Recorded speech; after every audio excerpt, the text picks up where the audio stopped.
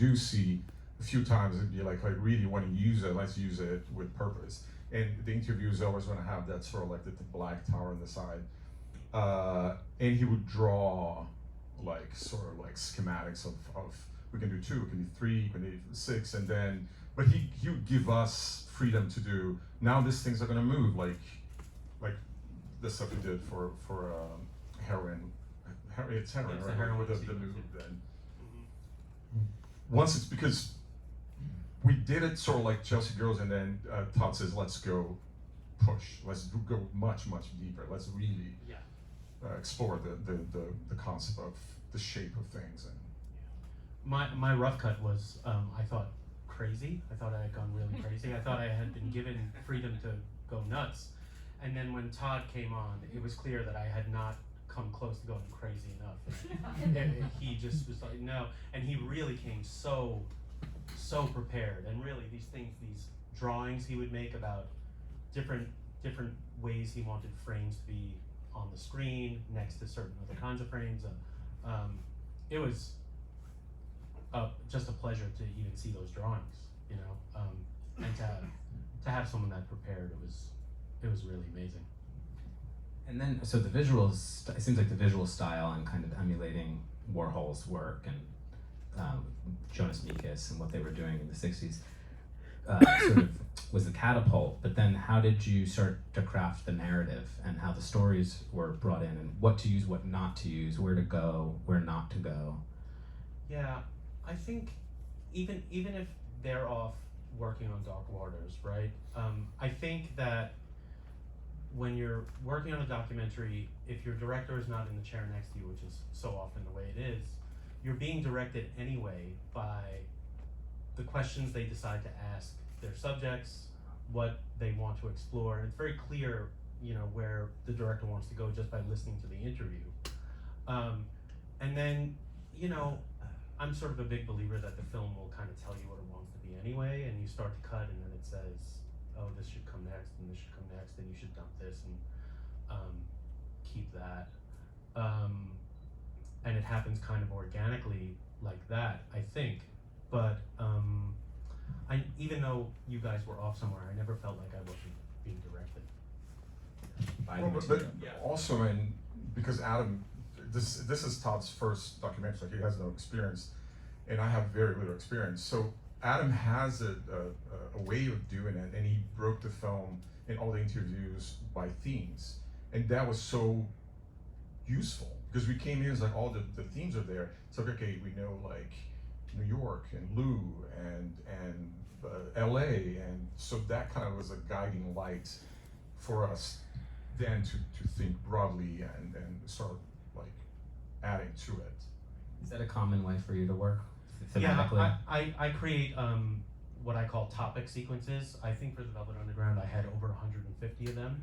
So I get very, very specific. So if you want to know everything that was said about Lou Reed's childhood, it's all in one area, and you could just go and say, okay, we don't have enough, let's look at this thing, maybe it's an hour and a half long or whatever it is.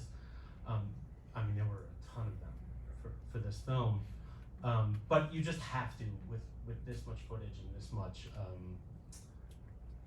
interview, you have to have a way of organizing it so that, you know, you could build it quickly. You know, one of those topic sequences can be turned into a scene very, very quickly, you know. So at that point, was it when you and Todd came in and just looked at what he had done thematically and just kind of decided how you were going to tell the story and structure the story? I mean, it's very chronological, which I think probably helps in terms of the push. But how did you kind of look at what his work and reshape his work? It was, I mean, again, we were behind. Adam had, at that point, was a scholar of the Velvet Underground, and we were like, okay, now we have to catch up to him.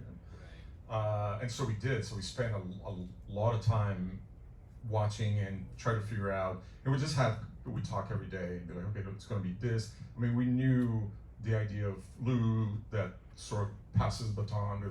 It's John to Lou to John to New York, and then kind of build around that. But we had a lot of discussions like, what music to use and when, how much of the album, how like do we use some sort of like recordings of this that nobody heard or live recordings. That was like we spent a lot of time to how we gonna like tell the story, the narrative of the band and when to use what music. But it was just we sit down and do it.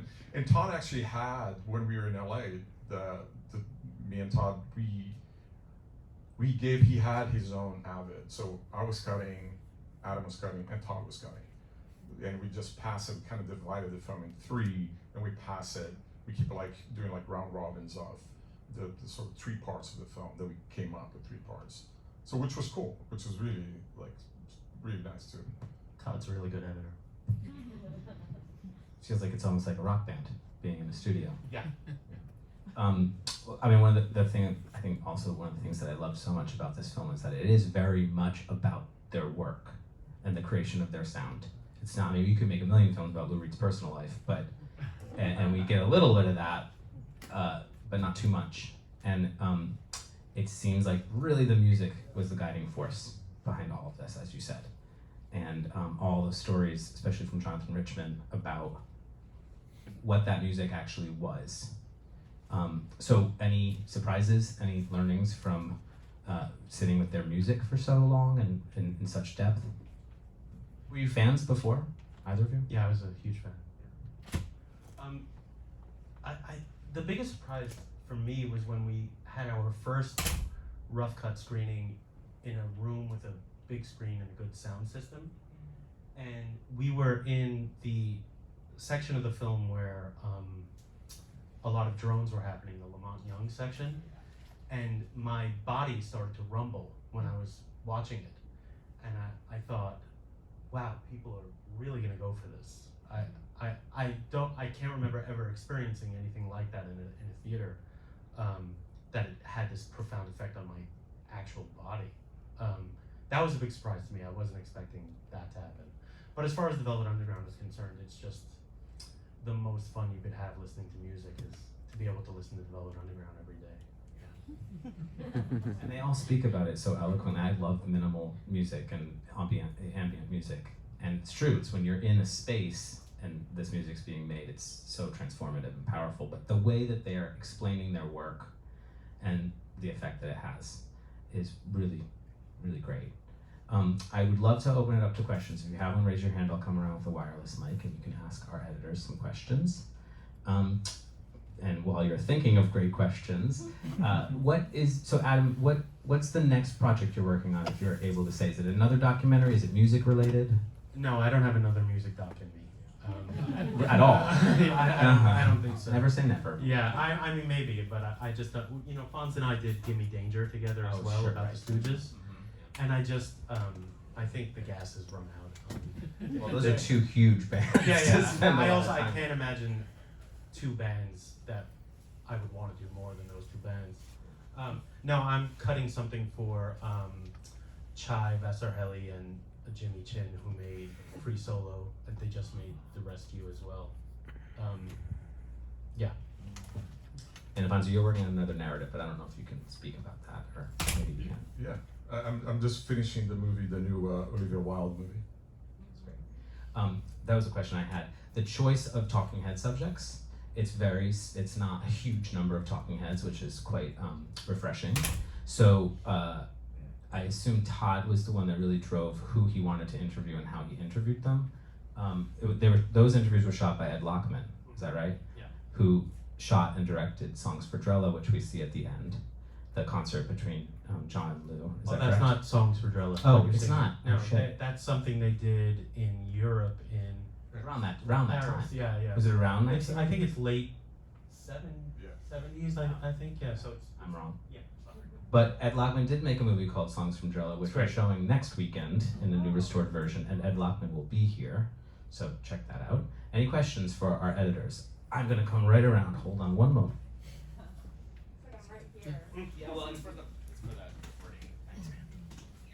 Okay, So first of all, this movie's so fucking amazing. I saw it yesterday. I can't do this. I saw it yesterday at Lincoln Center, and I came back to watch it again tonight because I'm so mesmerized, and I wanted to watch it again and like understand the craft and how you guys put this together because it's so inspiring to me.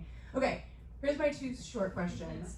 One is, was there anything filmed beyond the interviews, or was it all archival? That's one question. And the second one is, am I crazy, or is that image at the end of them performing the only sync concert footage we see in the entire movie?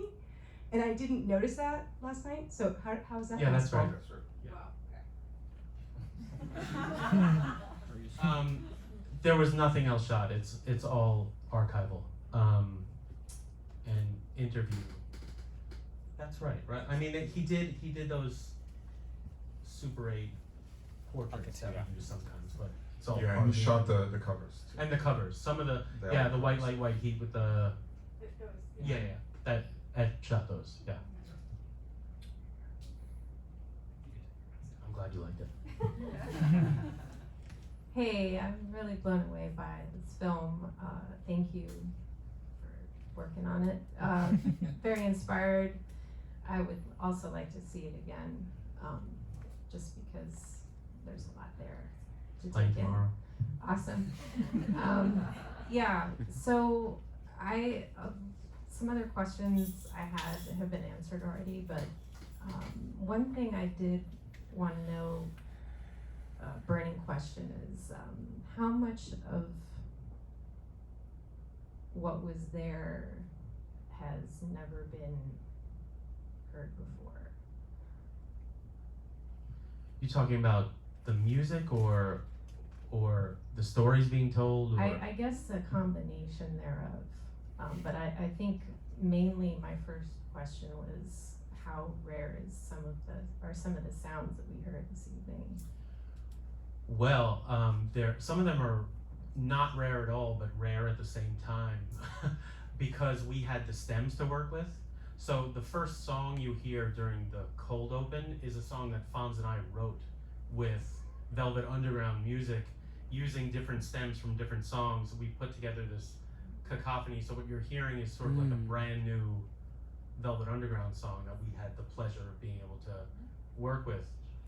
So we were able to isolate some of John's drones that you hear throughout the film. The way the film starts is just John's drone from Heroin. The music, I think, is, it's pretty available. You could probably find it. But the stems are new. Sometimes we use the stems as score. We use it as score in the first hour of the film. In the first hour of the film, you hear one Velvet Underground song, and then they drop out for a full hour. And one of the ways we were able to get away with that was to use some of the stems as score. So you could, that's one of the ways, but we wanted you to always feel like you were in the experience of the Velvet Underground, even though you weren't hearing the Velvet Underground, which I think we achieved. So that stuff, isolated, is new.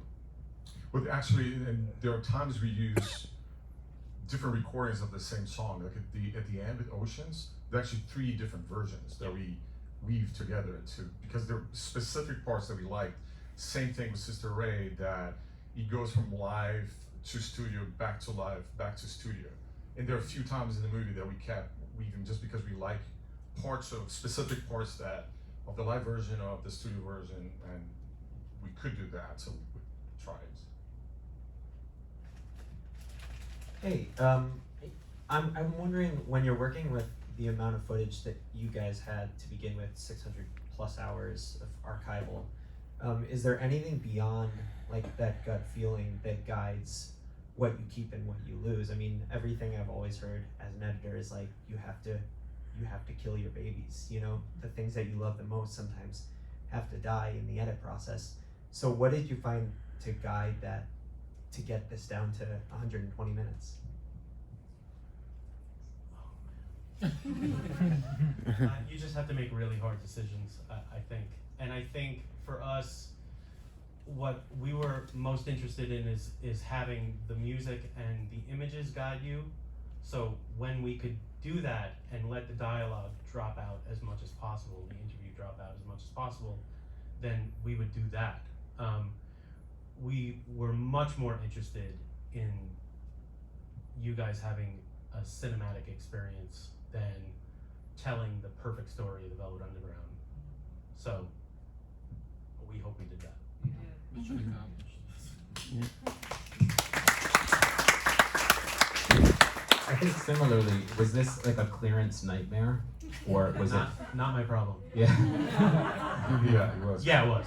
I'm sure it was. I mean, what we did to our archival producers is just not nice. It's really not. I don't think I've ever heard, I'm sure I'm incorrect, but I've never heard of stems being used to recreate a score, and I Yeah. feel like that alone is probably a nightmare Well, we had for whoever we owns had the masters. UMG. They gave them to us, so that was Oh. I don't think a problem. But I will say this film I think is an hour and 50 minutes long, and there's 2 hours and 40 minutes of archival in it, or something like that. Yeah. Oh yeah, I was wondering. So what was the the favorite baby that you had to kill, and like what, what is like maybe the other alternate documentary that this could be if it was like another story, like what would that probably be, like if there's part 2? I think the best thing for me to say is that the film is perfect as it is. Oh, okay, that's good. I mean, there's a lot of, yes, it's perfect.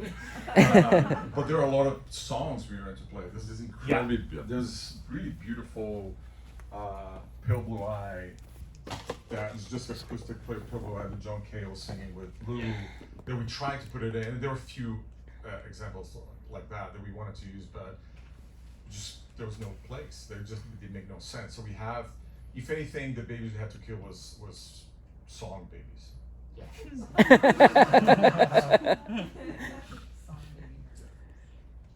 think we have time for another question or two if anyone has any questions. Or any fun stories that you guys want to share? About your perfect film? You have any fun stuff? I mean, I'm just surprised that this is Horribly Todd's. not fun. There was nothing fun about it. I'm shocked, I guess. I mean, when you say it was Todd's first documentary, I realized it was his first documentary. It's shocking because it's so well crafted. You would never ever know. Todd came in with such a clear vision of what he wanted.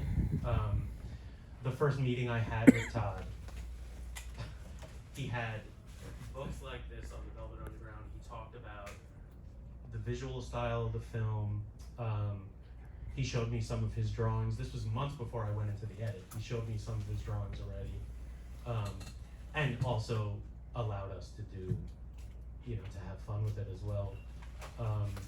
Was the vision he had, this like sort of complete vision that he had, that he came to you with right away? Is that unique to other documentary that never filmmakers? happened. That's never going to happen. Right.